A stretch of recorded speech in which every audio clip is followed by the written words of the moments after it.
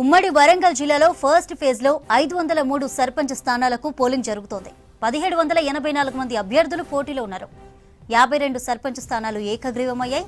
3796 ward స్థానాల్లో 9250 మంది అభ్యర్థులు బరిలో నిలిచారు. ఎన్నికలు జరిగే గ్రామాల్లో BNS 163 సెక్షన్ అమల్లో ఉంది. 4000 మంది పోలీసులతో భారీ భద్రత ఏర్పాటు చేశారు. ఇటు పంచాయతీ ఫస్ట్ ఫేజ్ ఎన్నికలపై డీటెయిల్స్ కృష్ణమోహన్ లైవ్ లో అందిస్తారు. కృష్ణమోహన్, వరంగల్లో లేటెస్ట్ అప్డేట్స్ ఏంటి? పోలింగ్ ఎలా జరుగుతోంది?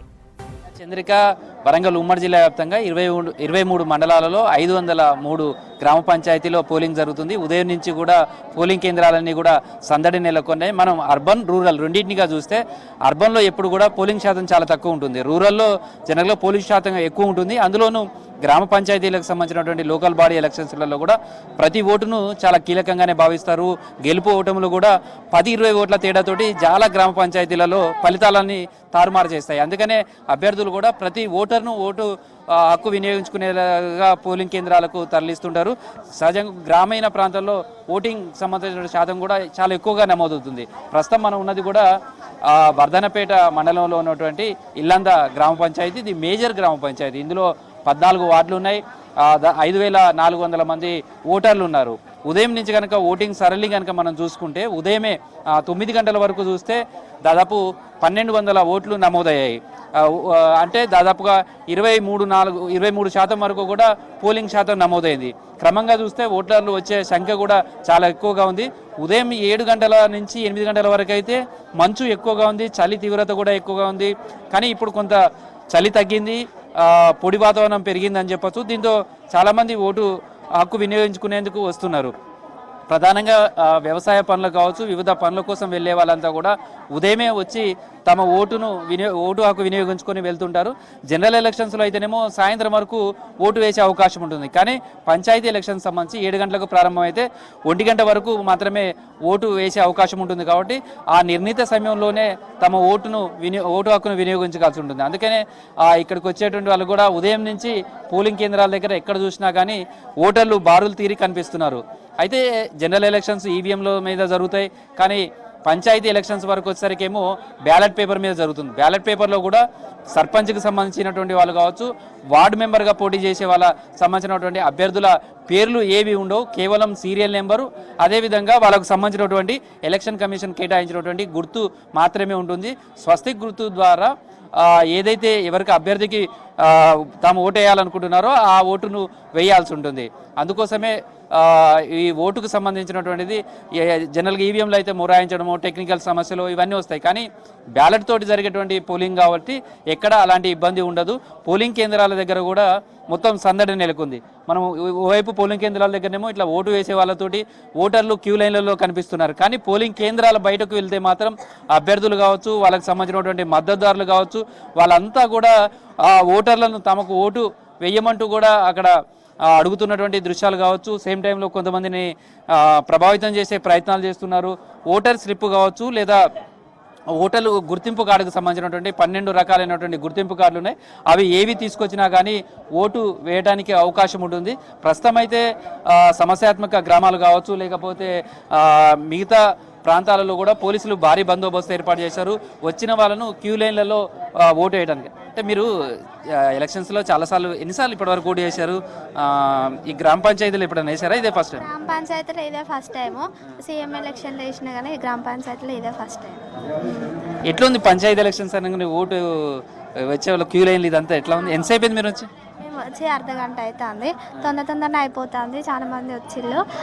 ముసలోళ్ళు కూడా చాలా మంది, చాలా ఎక్కువ ఉన్నా కూడా వాళ్ళ ఓటు వినియోగించుకోవాలని ప్రతి ఒక్కరూ లేచి మరీ వస్తున్నారు.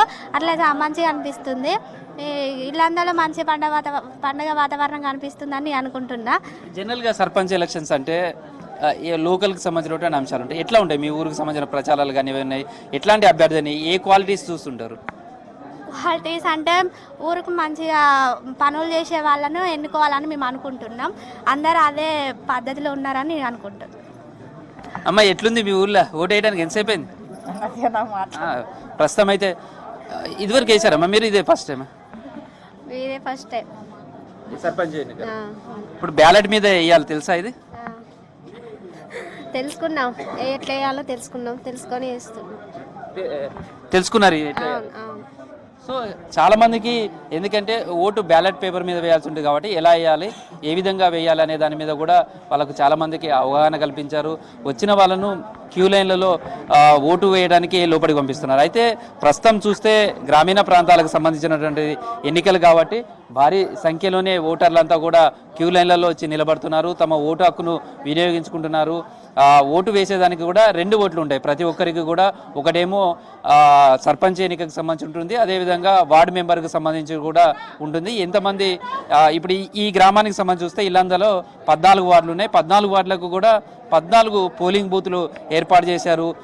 ఎందుకంటే ప్రతి పోలింగ్ బూత్ దగ్గర కూడా వచ్చేసరికి 300-400 మంది ఉండే విధంగా ఈ పోలింగ్ సంబంధించినటువంటి సరళి కొనసాగే విధంగా చూశారు. అట్లా ఎందుకు అంటే 1 గంట వరకే పోలింగ్ మొత్తం కూడా పూర్తి కావాలి, 2 గంటల నుంచి కౌంటింగ్ నిర్వహించాలి. సర్పంచ్ వార్డు మెంబర్లకు సంబంధించినటువంటి ఫలితం తేలిన తర్వాత ఉప సర్పంచులకు సంబంధించినటువంటి దానికి కూడా వెంటనే ఎలక్షన్స్ నిర్వహించాలి. ఈ ప్రక్రియ అంతా కూడా క్రమంగా కొనసాగాలి కాబట్టి ఎక్కడ ఇబ్బంది కాకుండా ఇన్ టైంలో ఈ ఓటింగ్ సంబంధించినటువంటి పూర్తి కావడం, అదేవిధంగా లెక్కింపుకు సంబంధించి కావచ్చు, ఫలితాలకు సంబంధించినటువంటి ప్రకటన చేయడం కావచ్చు, ఇవంతా కూడా సజావుగా నిర్వహించేందుకు అభ్యర్థులకు కావచ్చు ఇప్పటికే వాళ్ళకు అనేక సార్లు ట్రైనింగ్ ఇచ్చారు. దీంతో సజావుగా అయితే ప్రస్తుతం పోలింగ్ జరుగుతుంది.